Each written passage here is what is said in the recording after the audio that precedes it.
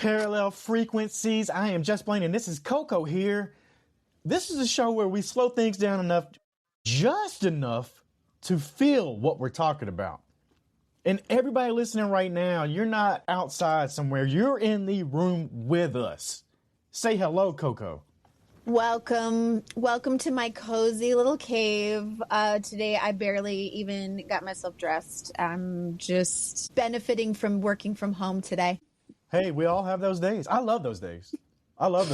When we actually hopped on, you were like, I'm just waking up. And I'm like, wait, like, really? And I wasn't like upset or gonna knock you. I was gonna be like, congratulations, like, awesome, you know? I wish. Yeah. Well, look, if you are new here, welcome. And if you're coming back, welcome back. You know the drill. You know how this works. But first up today, though, I got to rewind to yesterday's show. Knives Out. What was the name of it, Coco? Knives Out. What? The Wake Up Dead Man. Dead Man. Man, that's been rocking around and rattling in my head. That conversation about that movie. I had to go back and watch it again. Yeah. And we were looking over the cast list and things like that afterwards, and I saw Joseph Gordon-Levitt, who I love. Okay, big fan from when he was in some of his early work at Third Rock from the Sun and things like that.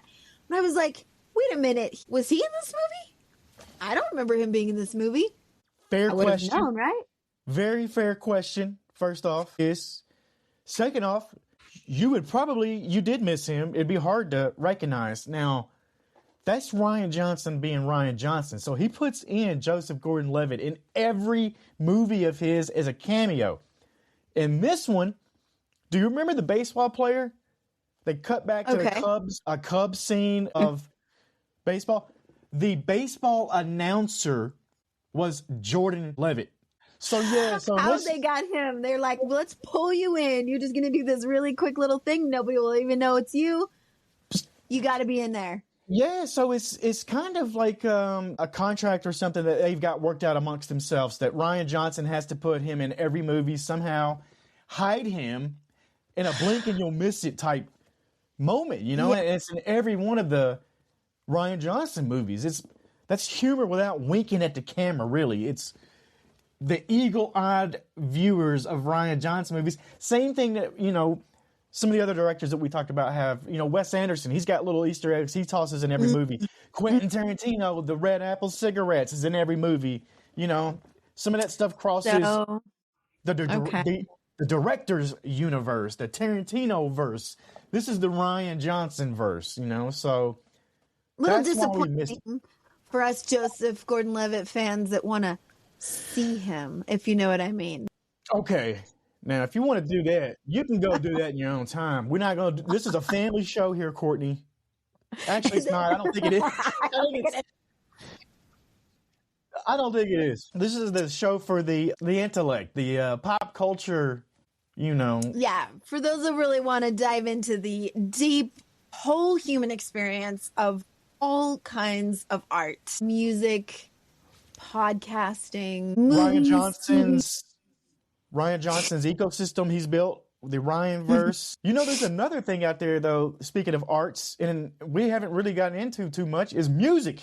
So, yeah, big fan of Taylor Swift. I love Taylor Swift. And she's been at the top of the boards, the top of the charts for a while now. But there was another band that just overtook her in the last, I guess, week or so, maybe. And it's DJO. Now, people out there are going to be mad. They're like, that's not how you pronounce it. But I don't want to ruin the experience for you. The spelling of the band is DJO.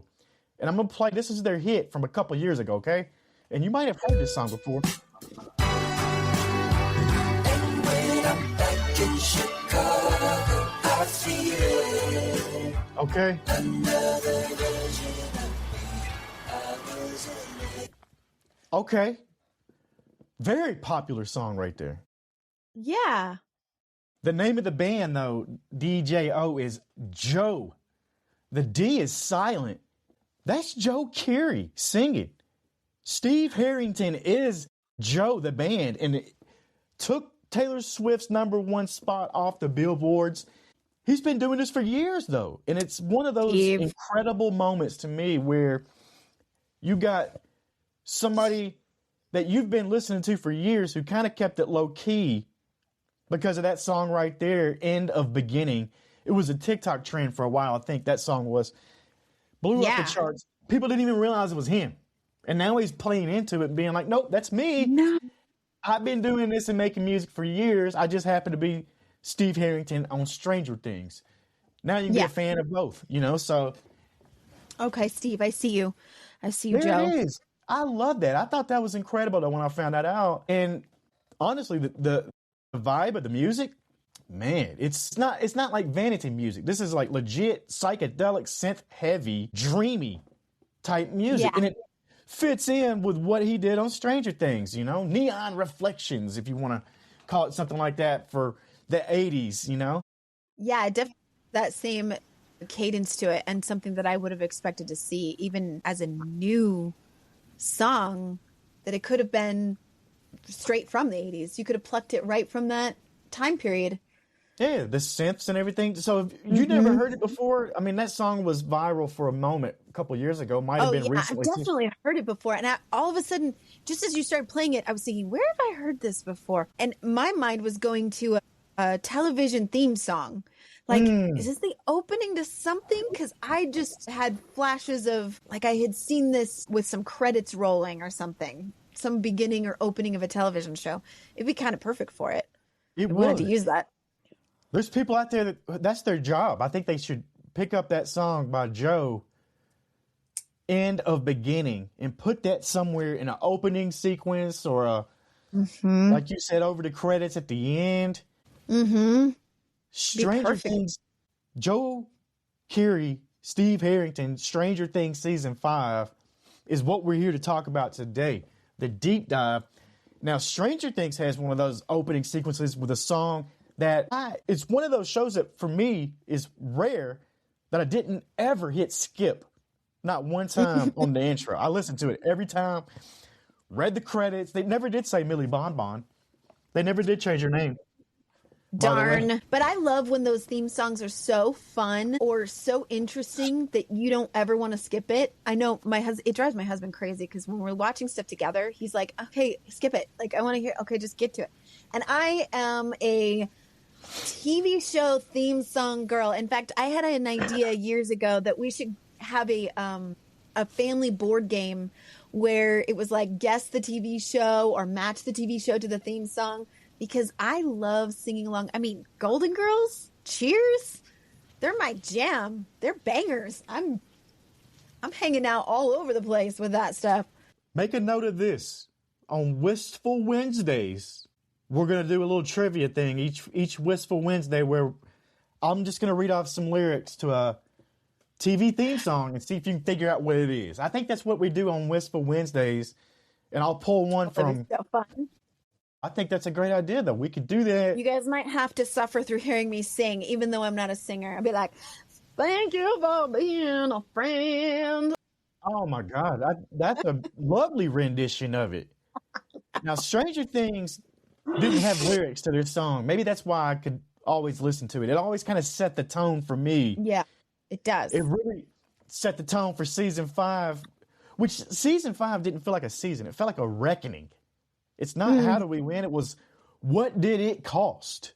It's slower, heavier, maybe even more confident. Did it feel darker to you or more honest? I think there were moments where I thought this is really kind of lighthearted. I think that there was it was almost like there were two shows going on at once. I felt like there were moments, especially in episode 1, because you're seeing all these team player. These people have been together for years. I mean, obviously stuck in a town together, so clearly they've been spending a lot of time together. But a lot of like banter and teasing and kind of this. But then you've got all the darker, really heavier things going on at the same time. I mean, Dustin is not in a place emotionally where he can, in his grief and everything he's going through, he can't banter and tease and laugh. He's like going through the shit. He's really affected by Eddie's death. So Dustin's in that joy as survival mode. He's not. He jokes because basically if he stops, the weight would crush him. And I think joy is his resistance. Joy, the emotion, not the other character. I think laughter is armor to him. And I think he feels like he's got to do that to himself because he'll protect everybody else. Mm-hmm. You mentioned Pain is hard. Hawkins. You already said mentioned Hawkins in this, and this season, Hawkins it's not the setting anymore. It's a wound. It's wounded. It's got cracks that didn't disappear.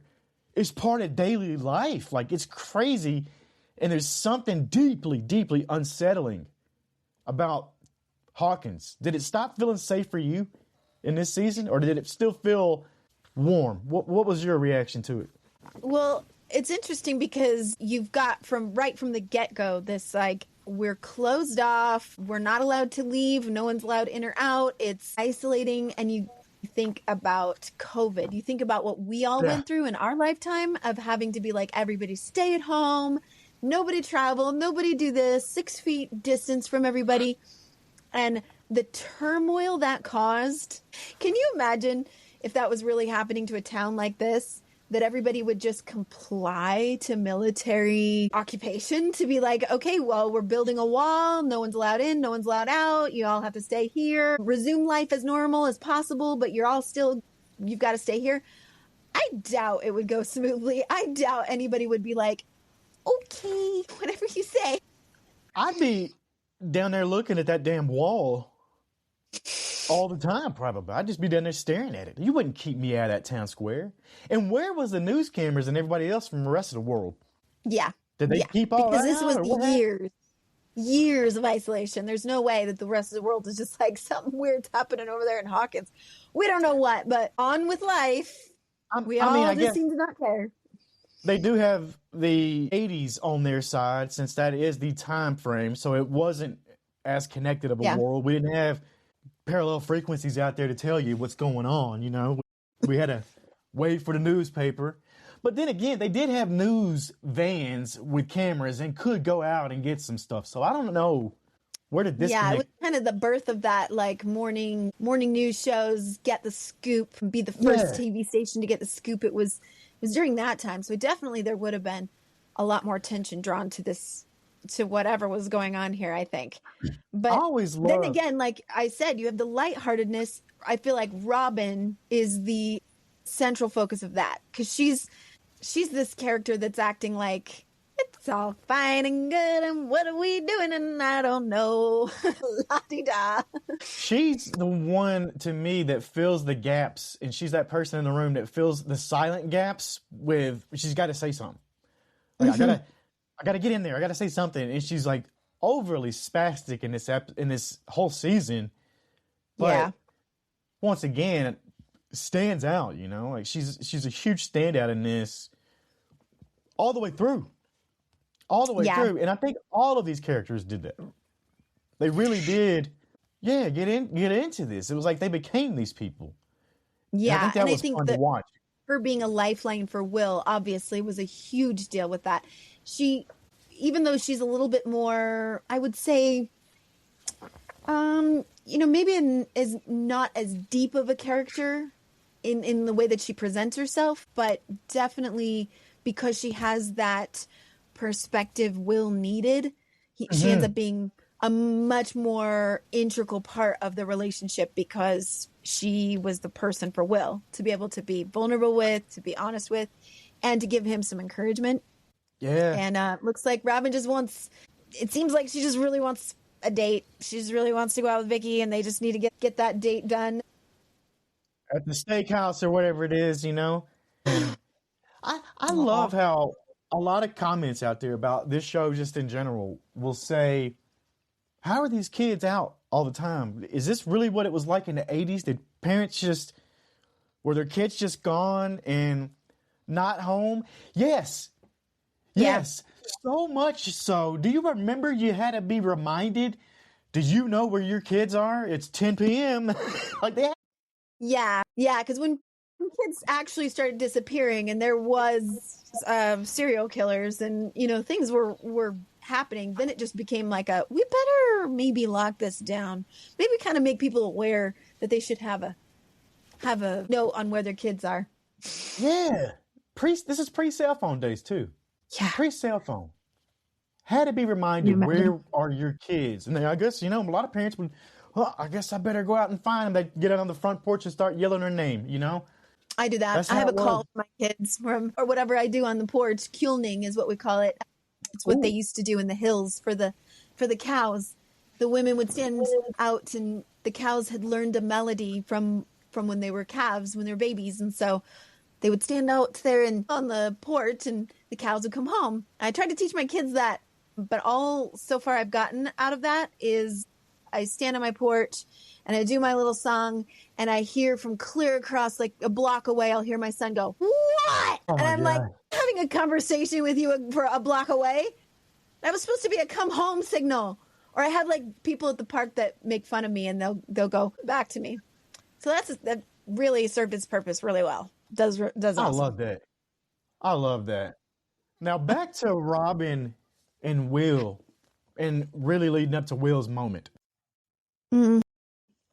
They teased it. They talked about it for a couple episodes to where it might have became overdue. I thought it was like, man, I thought you guys should have. He should have done this a couple seasons ago. It was quiet, honest, not really a spectacle. The show didn't sensationalize it, but it did get review bombed. And this is the worst. That was the worst episode rated, was the one that he came out. And I really do hate that, because it was a beautiful, beautiful scene, a beautiful moment. Yeah. And done right. And it was in a way that it normalized it. It wasn't like this, what other people might perceive somebody coming out as. It was very tasteful, and I thought it was very well done. Like, I don't know why. Yeah.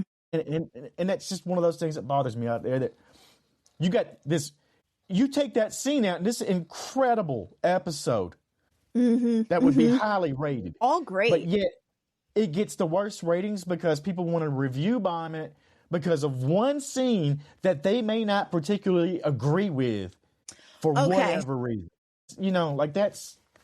Yeah, but here are my thoughts on that. And I've had some time to really reflect on that. I don't know if it's an indication of how far we've come as a society that episode did get a lower rating, or because I feel that it didn't get the low rating because he came out of the closet. I think it's because it was so overdue, and to be fair, with a little bit of criticism to the writing, a little bit, just that it was a little drawn out. And I have some thoughts on that from other episodes too that I'll get to. But him getting to the point and getting to the final, now that was very indicative of what it would have been like to come out of the closet at his age in the 80s. That probably was kind of a big deal. Maybe a lot more people didn't do that back then. But to think about, as a society, we've come so far, us, our 2025 peoples that we are now, we're just like, yeah, we know you're gay. We've known it for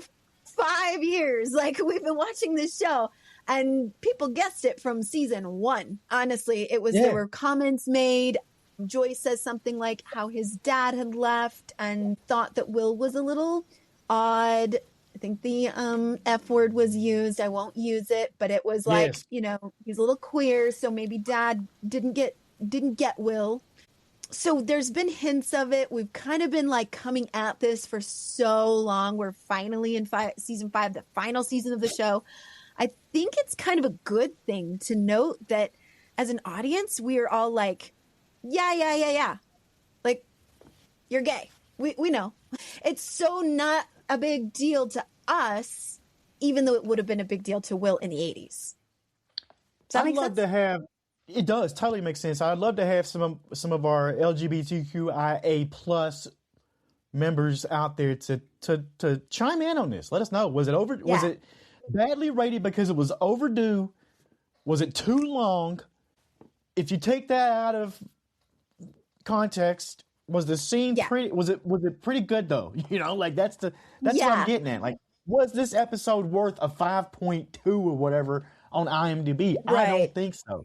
But I would like to hear somebody from the LGBTQ community. Let us know what you thought about. Yeah, big time. I want to hear that. Because that's one of the things I love about Schitt's Creek, for example, and it's very widely, not criticized. What's the opposite of criticized? It's held to a high pedestal. Acclaim. Thank you.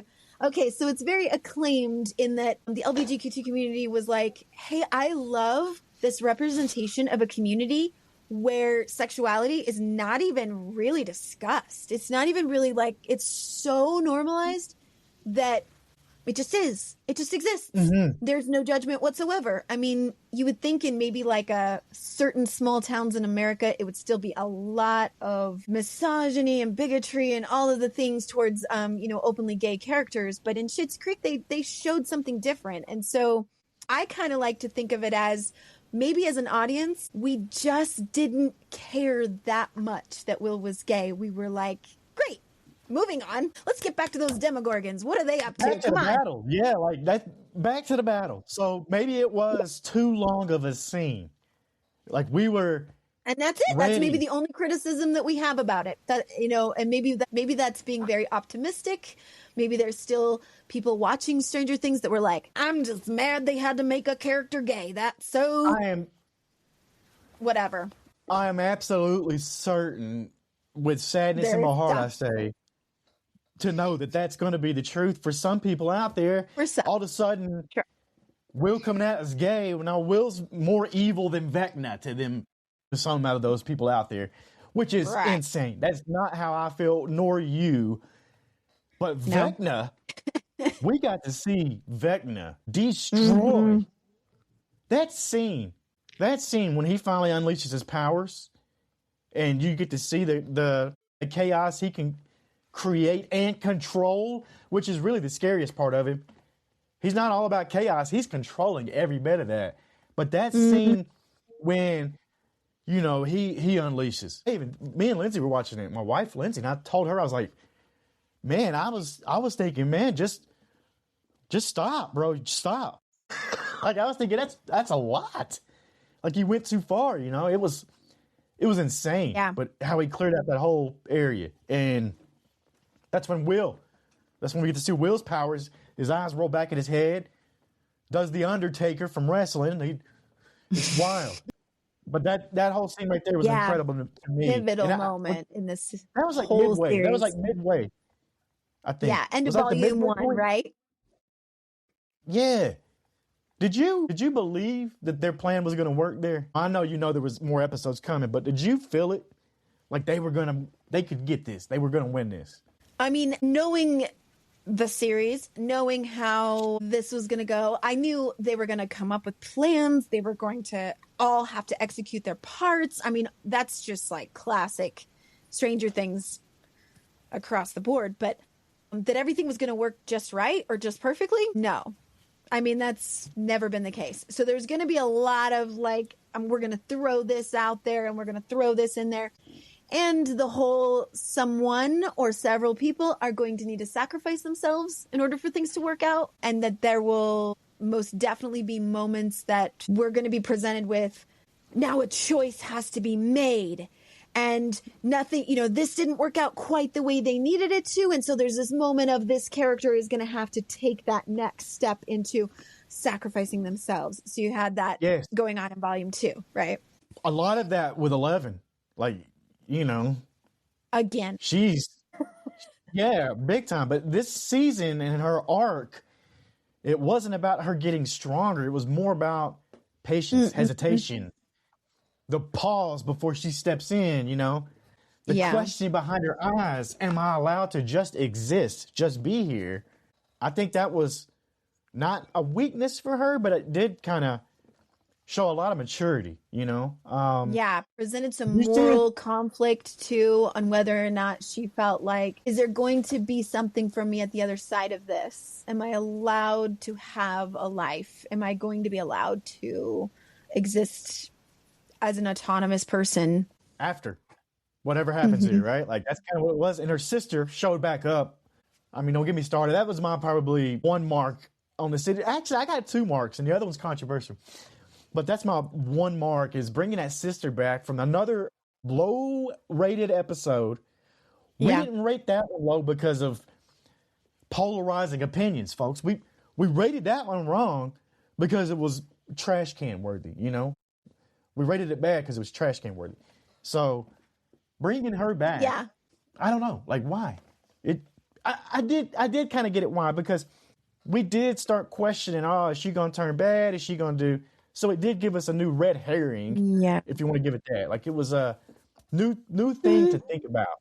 But what'd you think about her definitely. coming back? Well, I mean, it kind of makes it give us that full circle moment where it's like that episode we had when we met her, and then she was really never brought up or became any sort of important at all. It turned out to be, okay, so there's a missing puzzle piece here that we needed to know about why these kids ended up with these gifts. Why are they the way they are? And she was kind of that missing puzzle piece we needed. And then, you know, for there to be a possibility of a ending where Will is free, that needed Callie to be able to be there. So, okay, all great. I think what happened, though, as far as the relationships and how that threw sort of a dynamic into play there was, and I'll point this out with Hopper and Joyce. So Hopper and Joyce characters in this season are both going through similar things. They're both confronted with that age-old parental question. And if you're a parent, we all go through this probably every single day, which is, am I doing the right thing by my kid? And that dynamic of like, am I overprotecting or do I let them go? Is this the point in which I start to let go and let them have independence and show them that I trust them? And Joyce and Hopper are both going through it, right, with their kids. The Hopper is like, I'm really protective of Elle. I won't let her actually do anything. She has to prove herself a million times over before I'll even take her with me on the crawls or anything like that. Like, so many people are out for her. So he's being super overprotective. It drives her crazy. She just wants to be left to do her own thing. Will is also going through that. So Joyce is like, well, you know, I'm protecting. And by the way, that's been since season 1, right? When he disappears and comes back, she's obviously going to have trauma. She's going to be like, my baby, I'm not going to let you do a single thing on your own. You're my baby. So she's being extreme about that. But then she finally says, no, you know what? I've been holding you back. You're strong. You're amazing. And I trust you. And I want to let you do your thing. And then he gets hurt. And so she's like, wait, did I totally screw this up? I mean, that whole dynamic is insanely relatable to parents. We've all been through it. So Kallie's existence in that kind of needed to be there.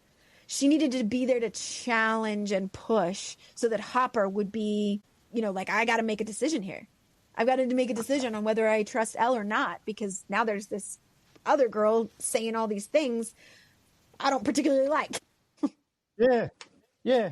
But you're right. Like, I got frustrated with Hopper in the one scene when she's trying to time out the thunder with the jumping on the roof, and he's like, no. I'm like, man, you've seen her do crazier shit than that. Let her go. Let her go jump on the roof and count to 7 or whatever it was, you know? Like, get her over there and stop wasting time. We got Demogorgons and Vecna to battle out there. Yep. Okay, so you sold me Callie. Now, I need you to sell me, and this is controversial. This is the one I was going to talk about. But I need you to sell me the reason Linda Hamilton had a character in here, because she was pointless. Yeah. No reason other than the name on the marquee.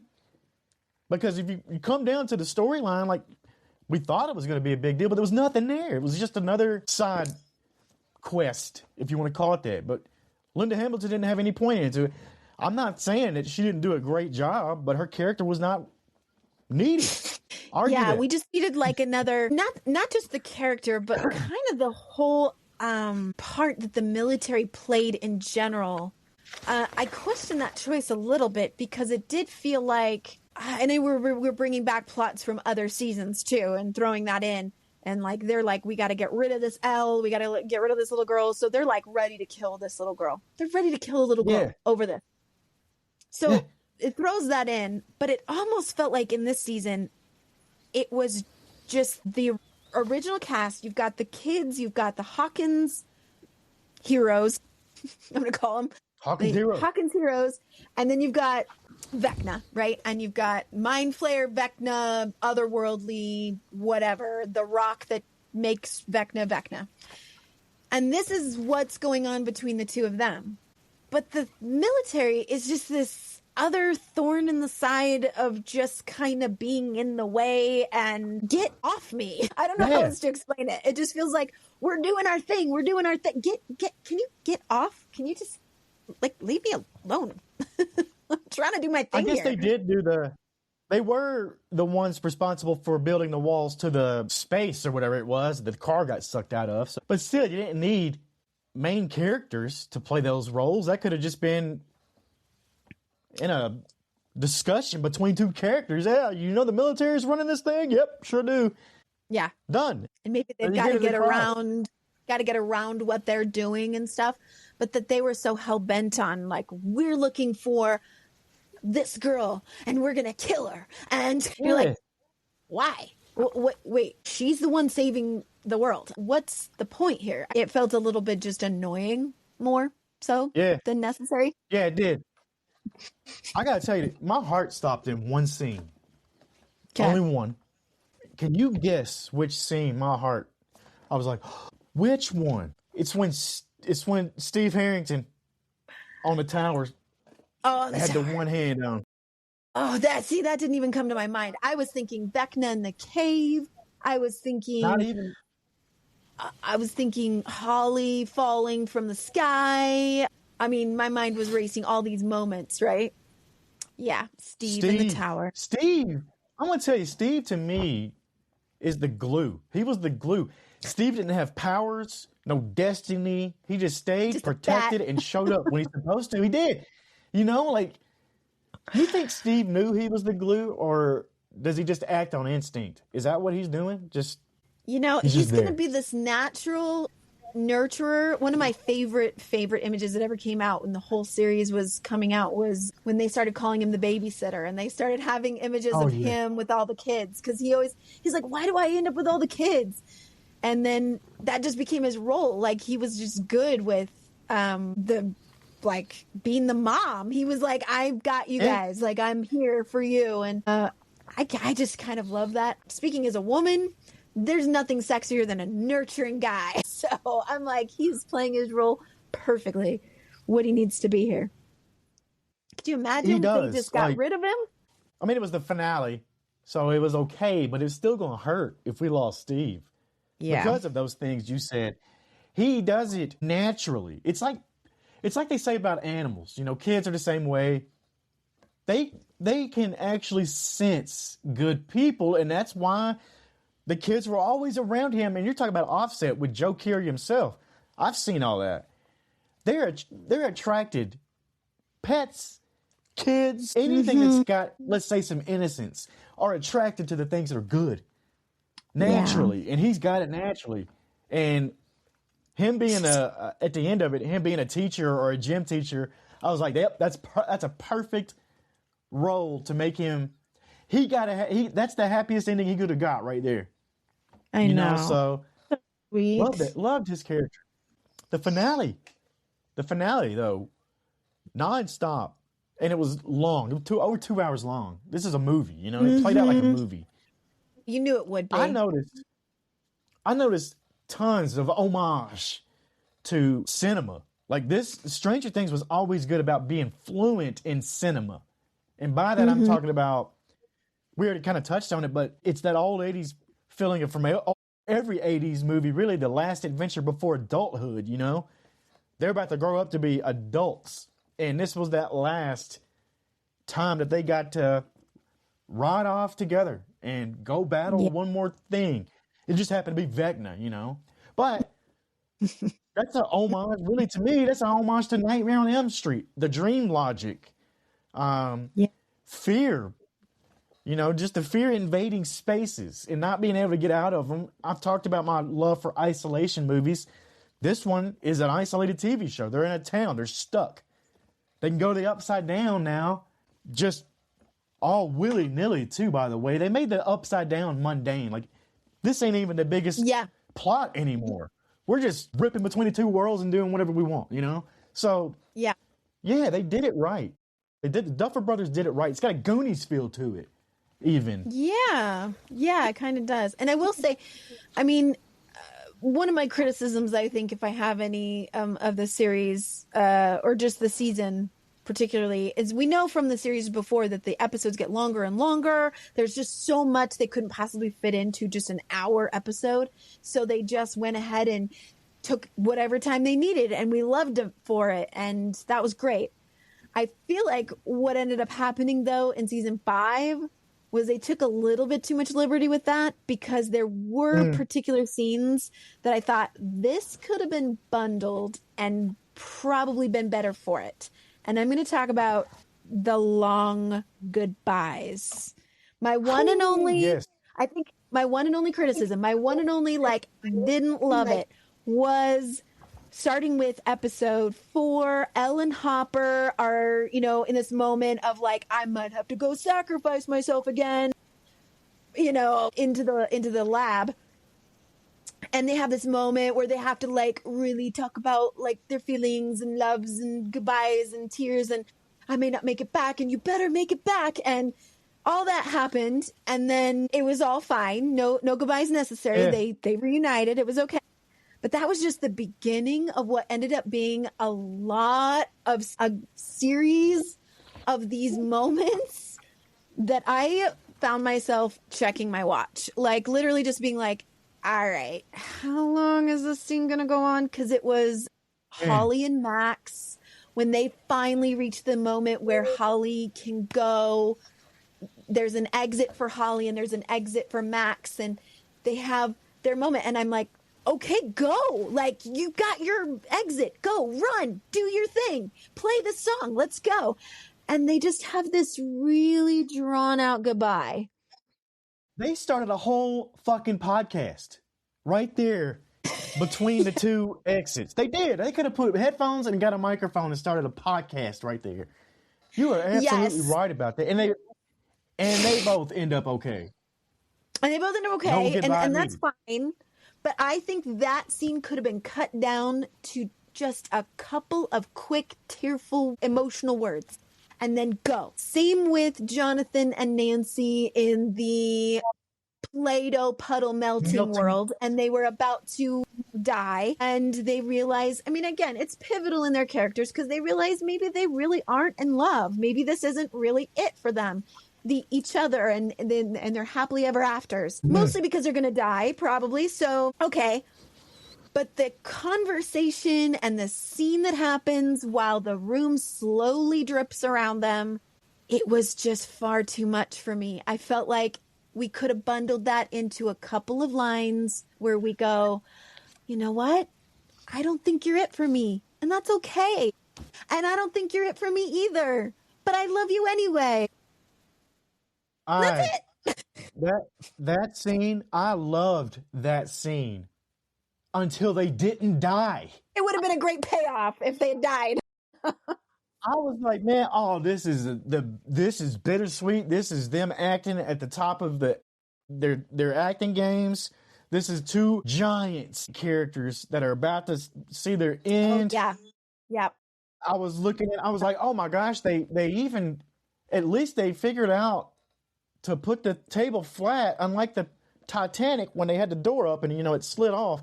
Like, they figured that part out, but I thought, yes, I'm going to cry when the table falls through that floor and we see the slow-mo of them.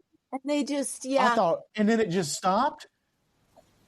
I know. I was disappointed. It made the long goodbye just not quite pay off. And, I mean, not that we wanted to see Nancy and Jonathan dead, because we don't. I don't. No. But that long goodbye, come on. It would have been, I'm telling you, if they would have died right there, that would have been heartbreaking. Like, people would have been, because you think about that long goodbye and then a payoff where they both die together, still holding hands, even though they're not together, slowly, and just, I thought that would have been the way. Like, yeah, and it would have made people mad, but truthfully, and I think the Duffer Brothers must have known this, they could have written this last season or even the last finale episode. They could have written it a million different ways, and no possible way that everybody was going to be satisfied or happy with it. There's no possible way. I mean, so might as well. We'll get to it here in just a moment. But fans didn't let it die after episode 8. But we'll finish talking about the finale, episode 8. Yeah. Did you like the ending? What did you think? Did it give you peace, or were you left restless? Yeah, I thought it was great. I mean, I thought that not having anyone die, potentially, because we don't know about Elle for sure, but, ending that whole thing and not having anyone die does feel a little placating. It feels a little bit like, they were like, you know what, people will be so mad at us if we kill anyone off, so we just won't kill anyone off. So I'm not thrilled with that, but the ending, there was so many things to break down and so many little things to pick apart, and that kind of is the fun part. I think that's why people love this series, because there's so many hidden things, maybe even so much that things were read into that didn't end up being anything really. But it's fun. It's fun to find those Easter eggs. It's fun to find those things. I saw one that I particularly liked and wanted to bring up when Max finally wakes up from her coma. And this was episode 6, I believe. 6. Anyway, so when Max finally wakes up and everybody meets her, everybody comes to see her there. Hopper is there with Elle, and they show up and they're giving her hugs, and Hopper just kind of winks at her and is like, "Nice to see you again, kid," kind of a thing. Mm-hmm. Someone pointed out, and I had to go back and look at it, Max would have still thought that Hopper was dead. So why isn't Max more surprised to see him alive? Because last she saw him, he went in to sacrifice himself in the lab and he disappeared. And she doesn't know anything about the whole Russian adventure to go and rescue him from Russia. So she ended up in her coma before all that came to fruition and wasn't there when he returned. So, because she's been in a coma for 2 years. Yeah. Right? Yeah. Do it while she still was in high school. She somehow completed all of her assignments. Graduate. I want to touch on that real quick. I want to touch on that, and I want to make Max our person we look to when we feel like we can't keep going. Because if you can be in a coma for 2 years and still graduate high school, you could be like Max, all right? You need to be more like Max. That's what we got to do out there. Yeah. I don't know how she did that. That's wild to me. They didn't just end a story here. They kind of closed a chapter in pop culture, Yeah, and for sure. I loved it. My final thought on the finale was I loved it. I thought it was great. They could have done anything, and it wasn't going to make everybody happy. There's no way. Yeah. No finale in the history of finales has ever done it. Wasn't going to happen here. I had a lot of fun after. Because as you know, we talked about it, the fans, they kept digging for those little micro Easter eggs and trying to piece together something to make sure that this was really over, and they thought it was not over. They had a date and everything planned, fans did, for an episode 9 to drop, and it was going to be basically Vecna 1, and everything we saw in the finale was what Vecna wanted the viewer to see. And, oh my God, the message boards, Reddit, X, Facebook, everywhere was getting talked about. People were hyped up. There was also other people out there who were bashing the hell out of people saying, just get over it.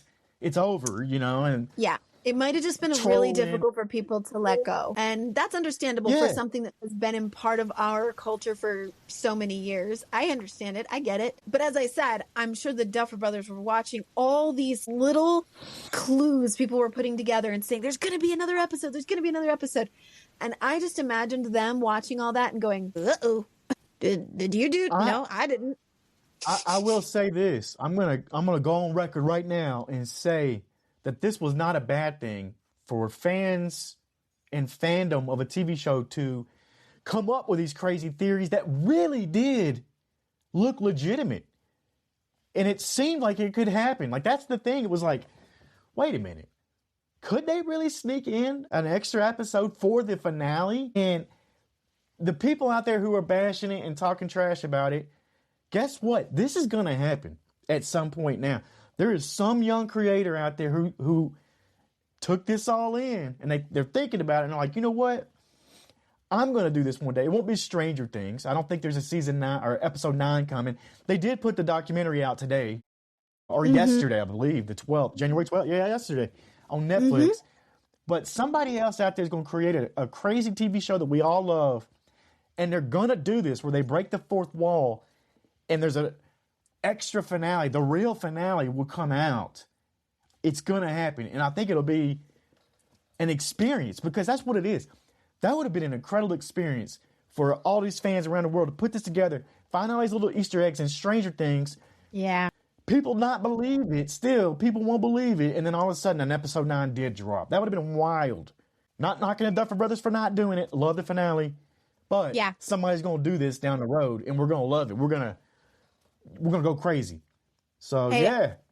I particularly loved the finale because it didn't necessarily feel like an ending. It felt like we were told and shown that these characters and the next generation of characters are going to keep going. Whether we can see it or not, it feels like it exists in some TV world reality, and they're out there playing Dungeons and Dragons right now. Holly and her friends, you know, Erica's doing her thing and becoming a scientist, and, you know, Lucas and Max are married and off somewhere. And, you know, you just get this idea that it all carries on, and that's so great. And we feel warm and cozy about it. I will say, though, my own thoughts about a series or a TV or even a book. I was told protagonists in any or heroes, they're the ones that go through the most change, right? They go through the most transformation.